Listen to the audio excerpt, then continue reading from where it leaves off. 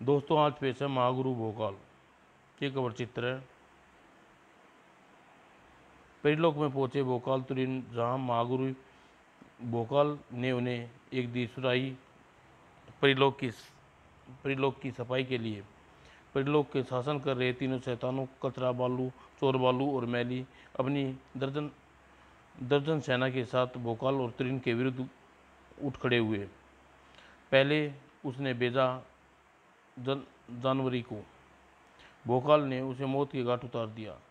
उसके बाद बेचा फरारी को, जिसने शक्तिशाली से उन्हें दोनों खूब छकाया और आता भोकाल तलवार का शिकार बन गया। इसी बीच भोकाल से टकराई शक्ति दुर्मकाल और भोकाल की डाल ले उड़ी। ऐसी ही दो रहस्यमय शक्तियाँ और परिलोक पर वज्रकाली और अचंबा। अब समय आ गया है जब मैं वे शक्ति प्राप्त कर सकूंगी। परिलोक पर अब मैं ही राज करूंगा। और इन्हीं कठोर परिस्थितियों में भोकाल अचंभित रह गया जब उसे फिजा का खूबसूरत परी फिजा। वो क्षण भर पश्चात वह भाग खड़ी हुई निगाहों से ओझल हो गई और करकट महल के चोर बालू भोकाल को समाप्त करने के लिए मर्चा को पुकारा। मर्चा, तुम करोगे भोकाल का कत्ल। और अब तक यह पूर्ण चमत्कारी भोकाल में पड़ चुके हैं, अब आगे पड़े। उधर महागुरु भोकाल अचंभित रह गए यह दास्तां सुनकर। ओह, धुएं की आकृति तुम्हारी डाल ले गई, यह जरूर धूमकाल का काम हो है। कौन धूमकाल? महागुरु। महागुरु के चेहरे पर अनेक भाव आकर गुजर उठे। वक्त आने पर जरूर बताऊंगा पुत्र। अभी तुम्हें जिस चीज़ की आवश्यकता है वह है शक्ति पर।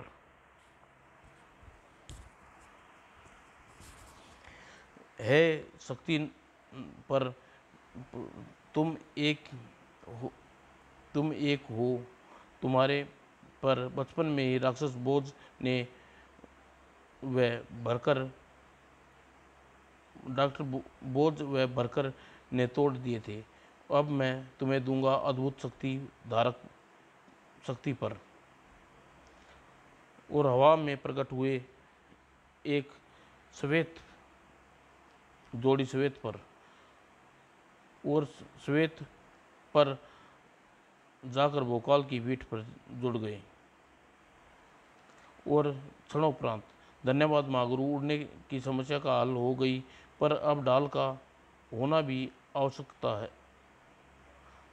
था। पुत्र भोकाल, तुम्हें पता है कि परी लोक में हथियार अभी थे ही नहीं। यह केवल डाल और तलवार कवच पूरे परिलोक में सिर्फ मेरे पास ही थे, जिन्हें मैंने तुम्हें सौंप दिया। अब यदि वह डाल खो गई है तो तुम्हें बिना ही युद्ध जारी रखो। भोकाल के चेहरे पर नजर आई दृढ़ता।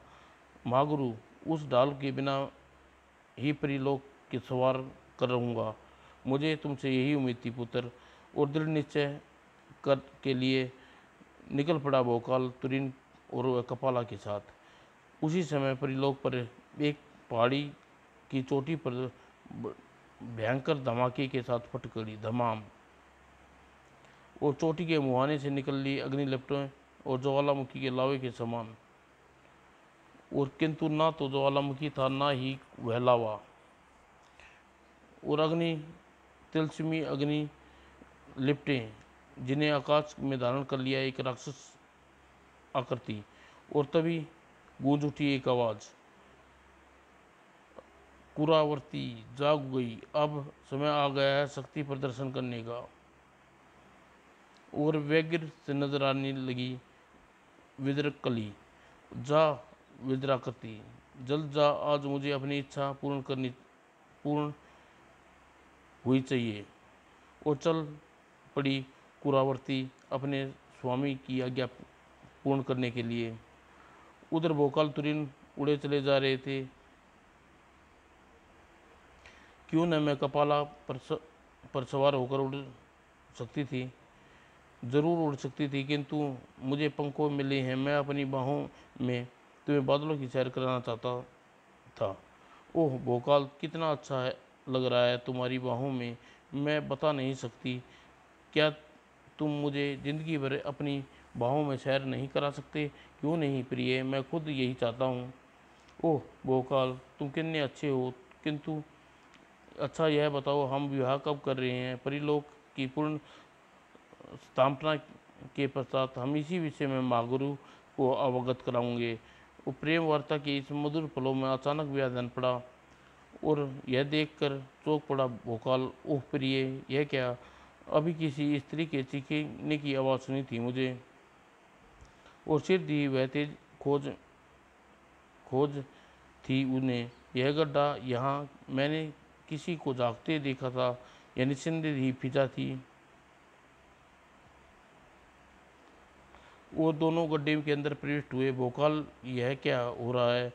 तुरीन, ओह भोभो, और कुत्ते में परिवर्तन हो गया भोकाल, और परिवर्तन के साथ ही हृदय परिवर्तित भी हुआ उसका। ओह, मुझ पर ही गुर्रा रहा हो। उसकी खुंखारता से जरा भी कमी न आई।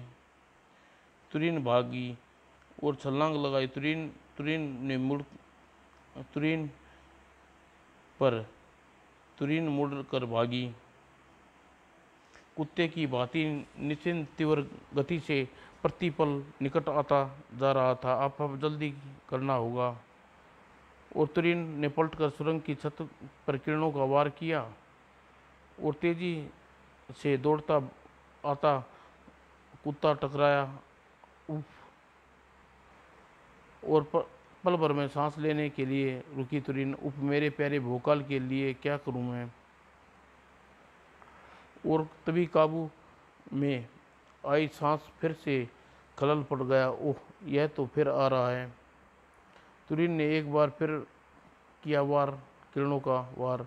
इस बार कुत्ते के पैरों के नीचे बड़ा गड्ढा बनता चला गया, और नीचे गिरते गिरते कुत्ते के पंख फैलाए और वह वापस ऊपर उड़ता उड़ता चला गया। और तेजी से उड़कर वह भागती हुई के तुरंत की तरफ। कैसे शैतानी चक्कर में फंस गए हैं हम।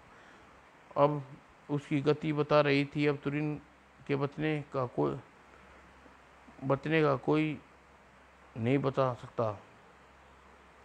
लेकिन बुरी तरह तरह टकराया वह किसी दीवार से। तुरिन ने अपने बचाव एक बार फिर किया था। माफ करना भोकाल, किंतु यह जरूरी था, तुम पर घातक हमला नहीं। और कहकर वह तिलस्मी से निकलने के लिए खुद सुरक्षा भी जरूरी है। और अपने सिर को झटका देकर कुत्ता अदृश्य दीवार को पार झाँकने लगा। भौं भौं भौं। तुरीन को खतरे में देख कपाला क्रोधित हो उठी और कुत्ते से के निषाद दांत गड़ा दिए। और यह मुझे क्या हो गया था? उफ तुरीन। और आश्चर्य से फैलती चली गई उसकी आंखें। यह तुरीन को क्या हो गया? और देखते ही देखते बन गई वह हैरान हैरान भोकाल। जब जड़ी भूत ही रहा था कि अचानक विचित्र शेर ने उस पर छलांग लगा दी। यह क्या कर रही हो तुरीन? मैं भोकाल हूँ, तुम्हारा भोकाल। और जल्दी ही भोकाल पर विश्वास हो गया। जल्दी ही बचाव न किया गया तो मौत दूर नहीं है। इसका मतलब इसका मस्तिष्क किसी तिलस्मी कैद में है।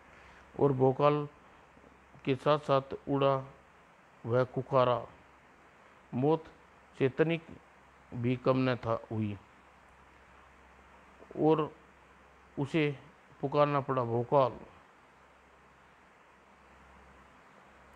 और शक्तिशाली और महाशक्तिशाली के एक ही झटके में उछाल फेंका उस कुकारा को। माफ करना तुरीन, किंतु यह जरूरी था।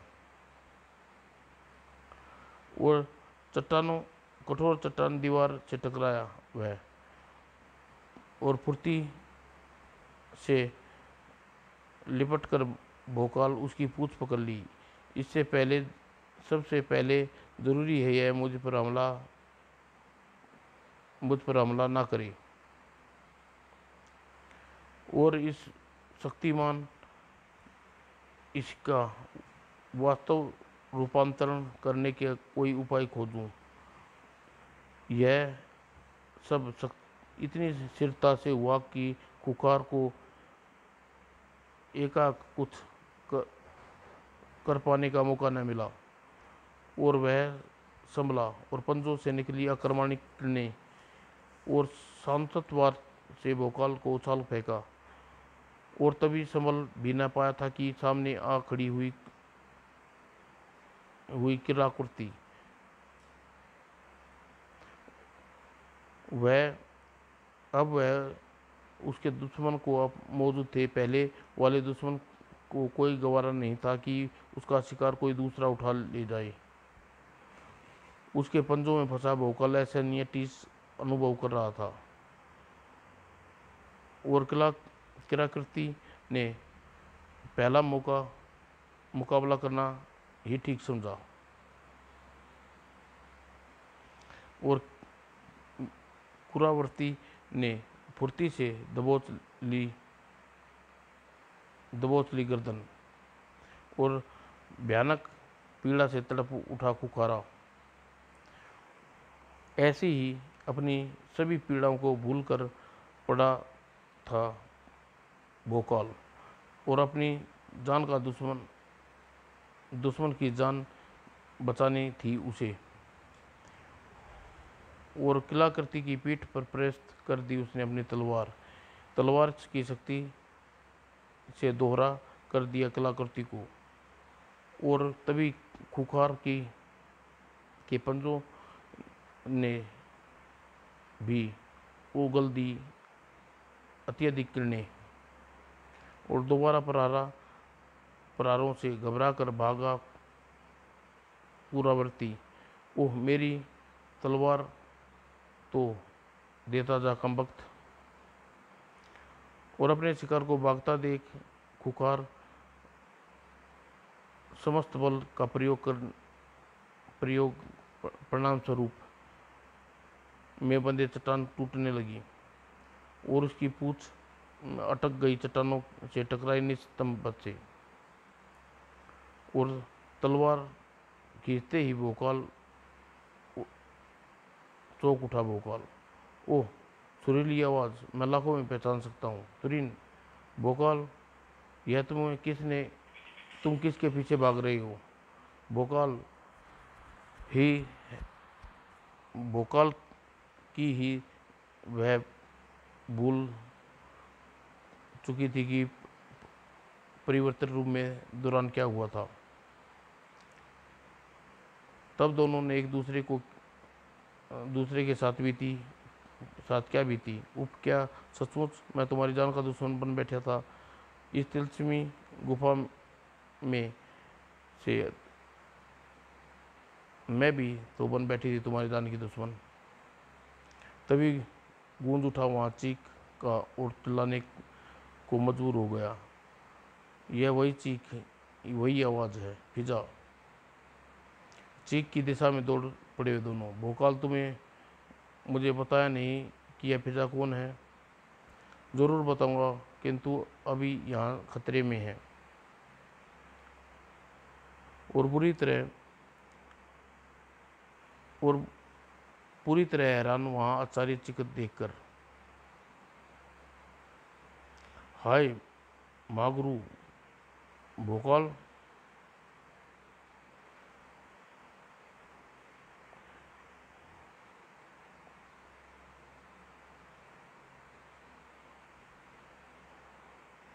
तीव्र गति से आगे बढ़ा भोकाल।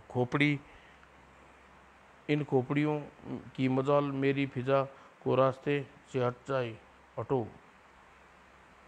और एक करके सभी खोपड़ी काट डाली। ख़त्म कर डालूंगा इन तुम्हें, तुम्हारे टुकड़े टुकड़े कर दूंगा। न जाने कैसा जुनून हो गया था, क्या बोले जा रहा था। और तभी अवाक खड़ी रह गई तुरीन। घबरा मत फिजा, भोकाल के रहते तुम्हें कुछ नहीं हुआ। और आज़ाद हो गई फिजा। और तुरीन के मुख से निकले शब्द, चलो भोकाल अब यहाँ से निकल चले। हाँ, लेकिन पहले मागरू भोकाल से तो मिल लूँ। प्रथम बार बोली, यह मागरू भोकाल नहीं, दुष्ट अरंबा है। अरंबा, अचंबा। हम अब हम यहाँ अति शीघ्र ही चलना चाहिए, क्योंकि शैतान जागने का समय होने वाला है। और तभी भोकाल व तुरीन के मुंह से आचारी किलकारी गूंज उठी, अरे यह क्या, यह द्वार कहाँ चला गया, किधर हम प्रवेश किया था। कहीं वही क्या रहा, सिवाय दीवारों के कोई धरोखा नजर नहीं आ रहा। हाँ, वह दरवाज़ा केवल यहाँ तक लाने के लिए है, यहाँ से जाने के लिए दूसरा राह दूसरी है। और उस दरिंदे कालीन ने जबड़े में बेच प्रवेश करती चली गई फिजा। इस तिलस्मी दरिंदे का मुंह से निकलने का द्वार है। और तुरीन और भोकाल भी जबड़े में समा गई। तुम इस कैद खाने में कैद कैसे हो? सिद्ध तीनों उस रहस्यमय गुफा से बाहर निकल आए। तुम्हारे पास भाग निकलने का पश्चात एक अन्य गुफा में घुस गई और यहाँ मुझे तिलस्म में फंस गई। आज किसी तरह मैं कैद से भाग निकली, किंतु यह किसी तरह यह पता लगा कि और ठीक जब मैं उस गुफा से बाहर निकलने वाली थी, मुझ पर पकड़ लिया गया। हाँ, उसी वक्त मैंने तुम्हें आसमान से देखा था। बातचीत के दौरान सफाई अभियान भी जारी था। तुरीन चहक उठी, कितनी सुंदर झरना है यह, इस उद्यान की महक कितनी मस्त है। यह तो परी जल विहार की इच्छा कर रही है। और दोनों सुंदरी स्नान का आनंद ले रही थी, झरने में उतर गई और अपोल अपने कार्य में मगन हो गया। और कुछ देर बाद तुरीन और बाहर निकली। उसने अपने वस्त्र धारण किए। आ जाओ फिजा, तुम भी अपनी पोशाक पहन लो। किंतु पोशाक की तरफ बढ़ रहे थे किसी और के हाथ। उसके हाथों से गुंजित हो उठा वहाँ कहेगा, हाँ, यह पोशाक मिर्ची के हाथों में है, इसलिए अब यहाँ से बाहर निकल कर नहीं उठा सकती। भोकाल तक भी पहुँच गए वे सवर। वह उधर लपका, ठहर जा शैतान, मैं तुझे मजा सिखाऊंगा। किंतु उसे रोक लिया उसकी कमर पकड़कर कुरावृत्ति ने पंजों में। ओह, यह शैतान, मुझे अभी आना था। और मिर्ची जवा संभाला तुरीन ने, पोशाक दे मिर्ची, वरना भून कर रख दूंगी। और किन टकराई मिर्ची से और भुना हुआ कंधा धुआं घेर लिया मिर्ची ने। खो खो खो खो हो, हा हा, मुझ पर हमला करेगी तो बचेगी नहीं। बुरी तरह हड़प तड़प गई तुरीन। लेकिन भोकाल जूझ रहा था कुराकृति से। उफ, यह मेरे शक्ति पर उखाड़ने की कोशिश कर रहा है। और चीख उठा भोकाल भोकाल, और हाथ में आई तलवार को घोंप दिया। अति क्रूर कुरावर्ती के पेट में तीव्र चाकचौंध गई। और कुरावर्ती की पकड़ ढीली होती चली गई और भोकाल धरती पर गिरा। पुरावर्ती ने उसे टकने के लिए अपना जबड़ा बढ़ाया और भोकाल जबड़े में फंस गई पीड़ा से दहल उठा। तब उसने अपनी तलवार आंख में प्रवेश कर दी और पीड़ा त्रिक ने कुलावर्ती का जबड़ा खुलता चला गया। उधर मिर्ची ने तुरीन के नाकों चने चबवा दे रखे थे। यह देख मिर्ची लाया अपने साथ हरा, लाल और काला बारूद। हरी पोटली खींच ली उसने और खोल कर तुरीन पर उछाली। यह है हरा बारूद तेरे लिए। और हरा बारूद यानी ढेर सारी हरी कर्कश मिर्ची सुइयाँ तुरीन के शरीर में घुस गई और दर्द से मचल उठी। और बरबस हंसा जालिम, हा हा, अब ये सारा अपना सारा तीखापन पल भर में तेरे शरीर में छोड़ती चली जाएंगी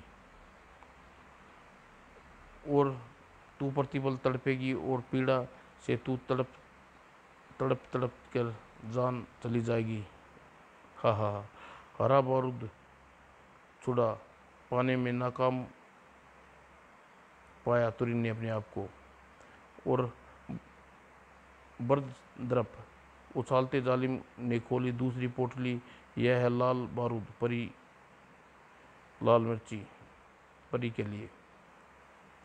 और लाल बारूद यानी लाल मिर्ची फैला दी झरने में। ओह, यह सब है और तीक्ष्णा बाहर निकलने पर मजबूर करेगी। नई बस्तर बाहर आ नहीं सकती। और तलवार के वार से मिर्ची पीठ चीर डाली उसने। हा हा, महारथी मालिक चोरबालू, इस गुलाम को तेरी प्रतीक्षा थी। और भोकाल यही पल था। अति कुर्ती के जबड़े से निकलकर भोकाल मिर्ची की तरफ दौड़ा। ठहर अहंकारी, अब तुझे चीर कर रख दूंगा। और हंस क्यों रहा है? और कटे हुए पेट से निकली कूट मिर्च बीज सैकड़ों की तादाद में भोकाल की तरफ लपके और तेज दर्द की दौड़ पड़े उसके जिस्म में। अब वे समझ चुके थे, भोकाल, ना तो हम जला सकते हैं, ना हम काट सकते हैं, ना पीट सकते हैं। दोनों ही क्रियाओं में मेरे नुकसान होगा। भोकाल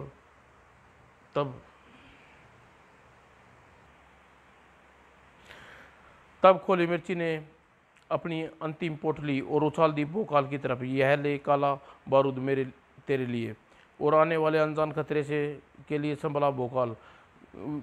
किंतु व्यर्थ में ही काली मिर्ची ने फटक की आवाज़ के साथ कही उसके चिपकती चली गई। वो बुरी तरह जलाने दे रही थी मुझे। अब इन मिर्ची का जबरदस्त इलाज जल्दी ही खोजना होगा, अन्यथा निश्चित हो चुका था। और अति क्रूर की एक आंख भोकाल को ढूंढती हुई जबड़ा पारे बढ़ रही थी। दूसरी तरफ से मुसीबत भी आ पहुंची। क्यों न हम पहली मुसीबत को दूसरी मुसीबत के गले में डाल दे। बिल्कुल यही तो मैं सोच रही हूँ भोकाल।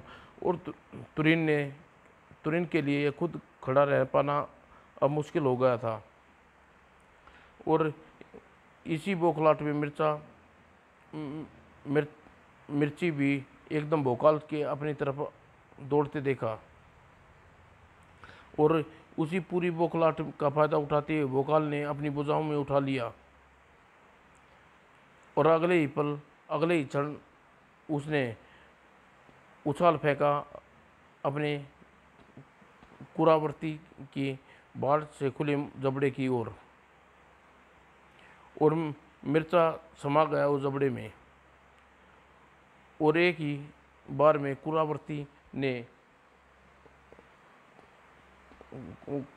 कड़का मुंह बनाया और पहली मुसीबत को पचा ही गई दूसरी मुसीबत।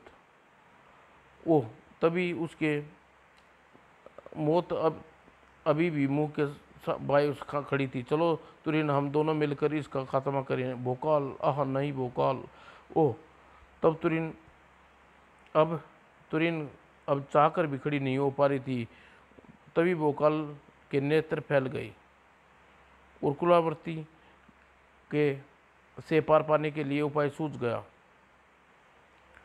और उसने दोनों हाथों में आ गई थी सुराही। कुरावर्ती, तू हाड़ मांस की जीता जागता प्राणी तो है नहीं, तू इस सुराही में जैसे तैसे गंदगी तो जरूर चूस लेगी। और सुराही का मुंह कुरावर्ती की तरह घुमा दिया और कुरावर्ती क्षण भर के लिए उड़ता हुआ सुराही में समाने लगा। और दूसरी मुसीबत समाप्त होती ही भोकाल के चेहरे चमक आ गई। अब मुझे करना होगा फिजा और अपना इलाज। उस सुराही को कमर में टांग वह फिजा के वस्त्र उसे देने के लिए लपका। फिर दोनों दैनहीन दशा में फिजा के बाहर निकाला और उसका कोमल और गोरा लाल मिर्च के तीक्ष्ण से लाल पड़ गया था और पीड़ा सी की अधिकता से आंसू छलक रहे थे उसके चेहरों पर भिगोते चले गए थे। और पीड़ा वह तड़प देखकर बुरी तरह तड़प रहा था उठा भोकाल। फिजा, तुम्हारी यह दुर्दशा देखकर जिसने चारा चोर बालू को बहुत बुरी मौत मारूंगा मैं। और जैसे ही वह और जाने कैसे क्यों अथित लगाओगे भोकाल का फिजा से, किंतु उसी क्षण भी न गुजरा था कि भोकाल की तलवार चमक उठी फिजा की गर्दन की ओर गिरी। नहीं, असली फिजा नहीं, कोई और तिलस्मी बला है। मुझे असली फिजा के नेत्रों में छलक आए आंसू मोती बन जाते और पानी नहीं। वह तड़प उठा भोकाल का शरीर वहीं छोड़ और भोकाल तुरीन के बेहोश जरीम को उठाकर चल पड़ा। अब जल्दी ही मुझे तुरीन के लिए चिकित्सा व्यवस्था करनी होगी। कर्मश है।